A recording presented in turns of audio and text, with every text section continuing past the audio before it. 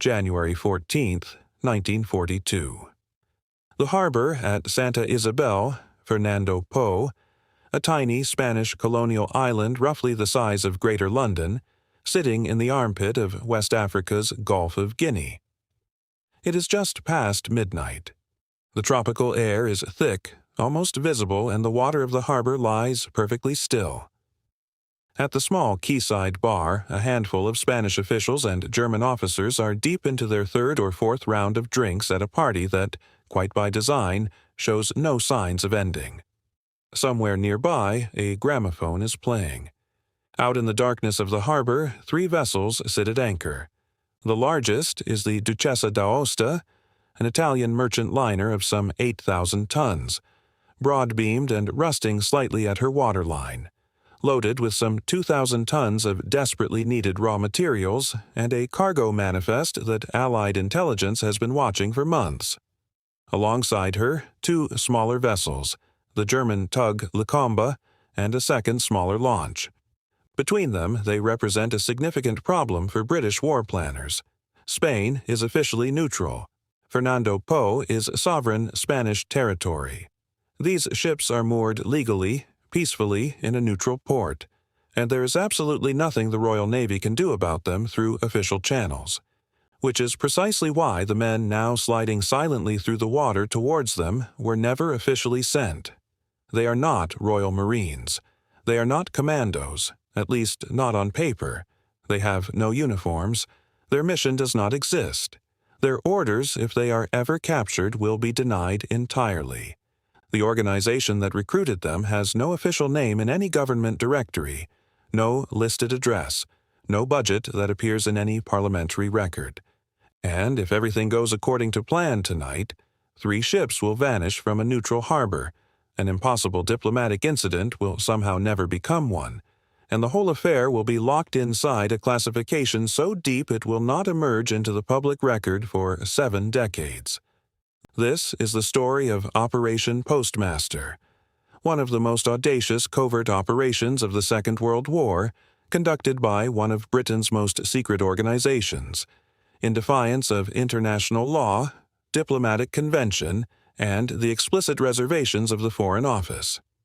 It is a story about what happens when a government decides that the ordinary rules simply cannot apply, and when the men chosen to break those rules turn out to be remarkably, almost recklessly, good at it. And it is a story that, for most of the 20th century, the British state preferred you never heard at all. To understand why 3 ships in a neutral Spanish harbor mattered enough to risk a diplomatic catastrophe with Madrid, you have to understand the particular shape of Britain's vulnerability in early 1942. The war at sea was going badly. German U-boats were exacting a horrifying toll on Atlantic convoys. In the first 6 months of that year alone, Allied shipping losses would reach nearly 4 million tons. Every vessel, every cargo, every liter of raw material that could be denied to the Axis and preserved for the Allied effort carried strategic weight that is difficult to overstate in peacetime terms. The Duchessa d'Aosta was not in herself a ship of enormous military significance, but her cargo, some 2,000 tons of goods including wool, hides, and minerals, was useful. Far more significant was what she represented as a communications and intelligence hub.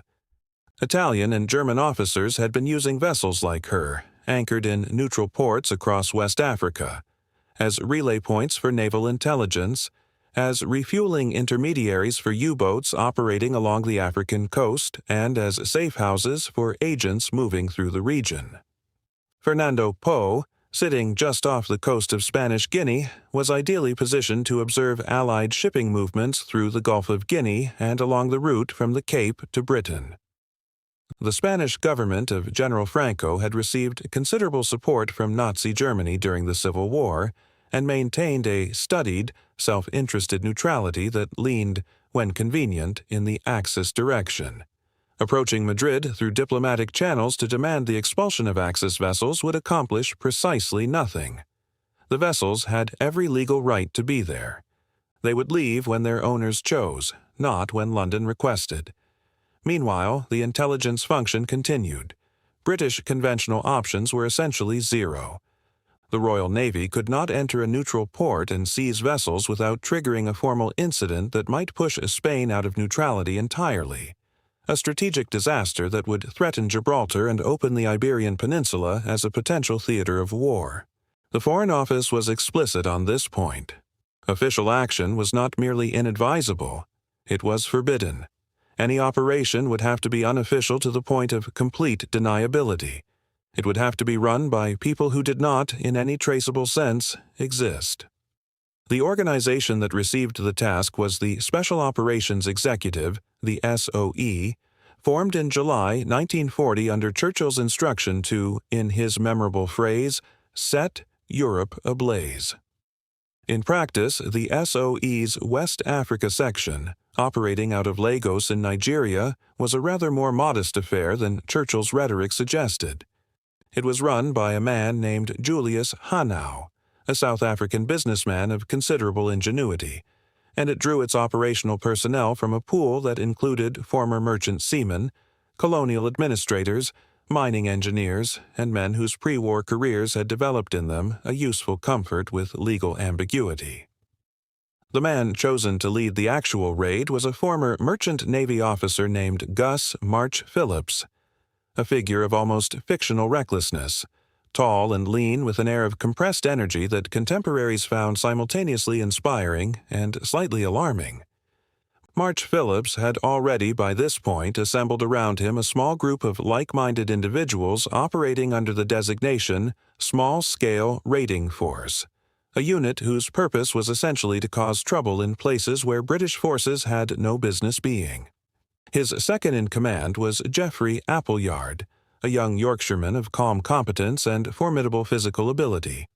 Between them and a dozen or so others, they constituted the entire raiding party. The technical challenge they faced was considerable. The Duchessa d'Aosta displaced 8,000 tons. She was moored alongside a working harbor. Her engine room was cold. She had not moved under her own power in months. She could not simply be started up and sailed away. To move her, they would need to cut her anchor chains, attach tow lines to a waiting tug, and get her moving before any alarm could be raised aboard or ashore. All of this in complete darkness and silence in a harbor they had never physically entered, guided by intelligence that was, as all wartime intelligence was, imperfect. They solved the engine problem by not solving it. The Duchessa d'Aosta would be towed. The SOE had positioned a requisitioned tugboat, the Vulcan Titru, nearby under civilian colors, its crew briefed and ready. The anchor chains would be cut with prepared explosive charges, small enough to produce a crack rather than an explosion but sufficient to sever steel cable. The German tug and the smaller launch would be dealt with simultaneously by a second party. The entire operation, from the moment of first contact to the moment all vessels were clear of the harbor mouth, was planned to take no longer than 30 minutes. The distraction, the party at the bar, was not improvised. SOE agents had spent weeks cultivating relationships with Spanish officials on the island, establishing a rhythm of social evenings that had become, by January, almost expected. The gathering on the night of the 14th was arranged with particular care, the guest list managed. The drinks kept flowing with a generosity that was itself a kind of operational expenditure. The men in the water reached the Duchessa d'Aosta at approximately 0:15. Those aboard, the watch crew, encountered something they had not been trained to handle. Quiet, purposeful men who moved through the ship quickly and without hesitation, neutralizing the crew not with violence but with the overwhelming authority of numbers and surprise, using ropes and their own physical presence to confine personnel to specific compartments before a shot needed to be fired. It was a technique that reflected both the operational need for silence and a practical philosophy that March Phillips appears to have genuinely held, that violence was always the last resort, and that men who moved with confidence could often achieve without it what force alone could not. If you are finding this interesting, a quick subscribe helps more than you know. The explosive charges on the anchor chains worked. 2 sharp, flat cracks, sounds that might at distance have been mistaken for a door slamming or something falling, and the Duchessa d'Aosta was free of her moorings. The Vulcan took the strain on the tow lines. The liner began, almost imperceptibly at first, to move. On the quayside, the party continued. The gramophone played. The Lacombe and the smaller launch were secured by the second party with comparable efficiency. One German crewman put up a brief and spirited resistance and received a knock to the head that left him with a substantial headache and a story he would spend some time trying to get anyone to believe. Within 23 minutes of first contact, all three vessels were clear of the harbor. They were met, beyond the 12-mile limit of Spanish territorial waters, by Royal Navy vessels operating with a mandate that required them to treat the approaching ships as prizes, which they legally were since they were now in international waters, though quite how they had come to be there was a question that everyone involved had a strong interest in not answering too precisely. The governor of Fernando Po woke the next morning to find his harbor mysteriously emptied of three vessels. He filed a protest. Madrid filed a protest. The British government expressed diplomatic regret about the situation and pointed out, with careful vagueness, that the vessels appeared to have been found in international waters and dealt with accordingly. No further investigation was formally pursued. The Spanish government, which had its own reasons for not wanting the relationship with Britain to deteriorate beyond a certain point, accepted this explanation with what the diplomatic record suggests was a degree of relief on all sides. The crews of the taken vessels, Italian and German, found themselves conveyed to West African ports where they spent the remainder of the war as prisoners. The Duchessa d'Aosta and her cargo were assessed, the materials distributed into the Allied supply chain. The Lacombe was actually subsequently used by the SOE itself for further operations along the West African coast. The Americans were not idle in the matter of covert maritime operations, and it is worth comparing the British approach with what the Office of Strategic Services, the OSS, the American equivalent of SOE, was developing along parallel lines in the same period. American doctrine tended, at least in its early iterations, towards larger-scale planning and a somewhat more institutional approach to clandestine work. The OSS drew heavily from academic and legal backgrounds. SOE drew from commerce, the merchant service, and what might charitably be described as the more adventurous fringes of the colonial establishment. In practical terms, this meant that SOE operations in the field tended to be smaller, faster, and more improvisational. Operation Postmaster involved 14 men and 2 vessels. A comparable American planning document from the same period would likely have involved considerably more personnel and a proportionally larger logistical footprint. This is not a criticism. The OSS developed extraordinary capabilities as the war progressed, and the two organizations cooperated closely in many theaters. But it reflects a genuine difference in operational philosophy. The Germans, for their part, had the Abwehr and the SD conducting their own covert maritime operations throughout the Atlantic and along the African coast. German agents had established networks in several nominally neutral African ports, including Dakar and Lourenço Marques, that served functions broadly similar to those of the Duchessa d'Aosta. The British response, when conventional means were unavailable, was consistently to apply precisely the kind of small, fast, deniable pressure that Operation Postmaster exemplified. In the specific matter of operations against vessels in neutral harbors, the British approach, shaped by SOE's West Africa section, proved more productive than any alternative. The Portuguese port of Lourenço Marques in Mozambique saw a parallel operation in 1943, conducted along similar lines, in which Axis vessels were interfered with through a combination of sabotage and covert seizure that owed a direct operational debt to the lessons of Fernando Po. Assessing the actual historical impact of Operation Postmaster requires some care because the temptation, having established that it was audacious, successful, and secret, is to overclaim its significance. The Duchessa d'Aosta was one ship. Her cargo, while useful, was not war-decisive. The intelligence relay function she had served was disrupted, but not permanently destroyed. The Axis found other means and other ports. The true significance of Operation Postmaster was in what it demonstrated rather than what it directly achieved. It showed that the SOE's West Africa section could conduct complex multi-vessel operations in neutral waters without triggering the diplomatic catastrophe that the Foreign Office had feared. It validated the operational model that March Phillips and Appleyard had developed: small parties, precise intelligence, thorough preparation, disciplined execution, and established that model as a template for further operations. It also, though this is harder to quantify, had a measurable effect on the behavior of Axis vessels in neutral West African ports thereafter. The masters of German and Italian ships in similar anchorages became markedly more cautious about their security arrangements. Several vessels departed neutral ports earlier than their schedules required.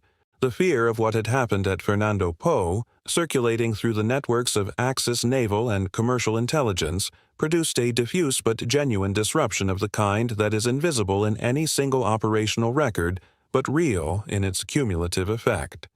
For the SOE itself, Postmaster was a proof of concept that helped sustain the organization's argument for its own existence during the difficult middle years of the war, when more conventionally minded officers questioned whether covert operations were worth their cost in resources, personnel, and diplomatic friction.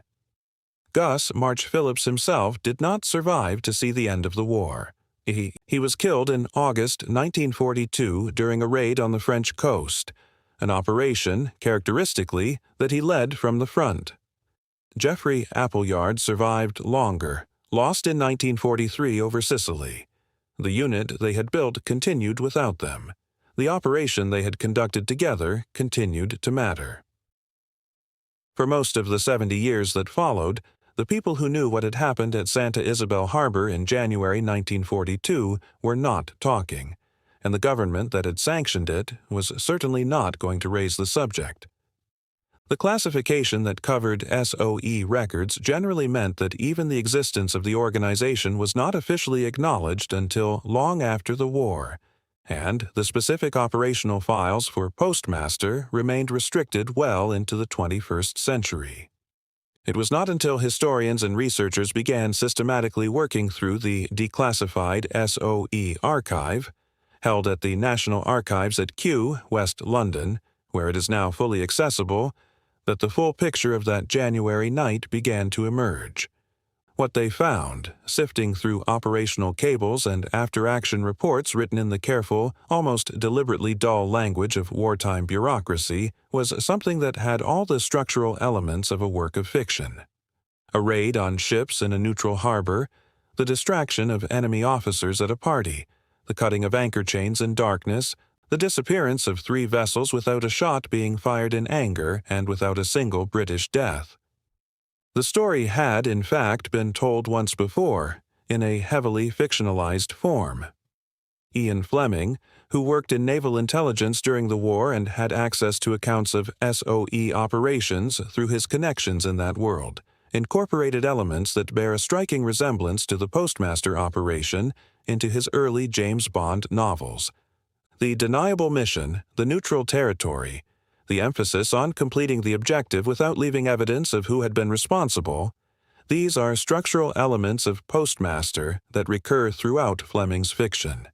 Whether Fleming knew the specific details of the Fernando Po operation or was drawing on a broader culture of SOE tradecraft is a question the archive does not definitively answer. But the resemblance is not accidental. There is a pleasing irony in this, that the mission so secret it stayed hidden for 7 decades had, in a sense, been hiding in plain sight on paperback bookshelves around the world all along, just disguised as fiction, filed under entertainment, its true operational DNA unrecognized by the millions of readers who had encountered its echo without knowing it. Tonight, a few degrees north of the equator, the Gulf of Guinea lies in darkness. The harbor at Santa Isabel, renamed Malabo when Equatorial Guinea achieved independence in 1968, holds different vessels now, and the world that made Operation Postmaster necessary has been gone for 80 years. But the records at Kew preserve it in careful bureaucratic detail. The cables sent and received, the after-action reports filed, the careful diplomatic correspondence that papered over what had actually occurred. 14 men, 2 tugboats, 30 minutes of controlled chaos in a tropical harbor, and a mission so perfectly executed that the government responsible spent the better part of a century making sure nobody found out about it. Not because it failed, because it worked.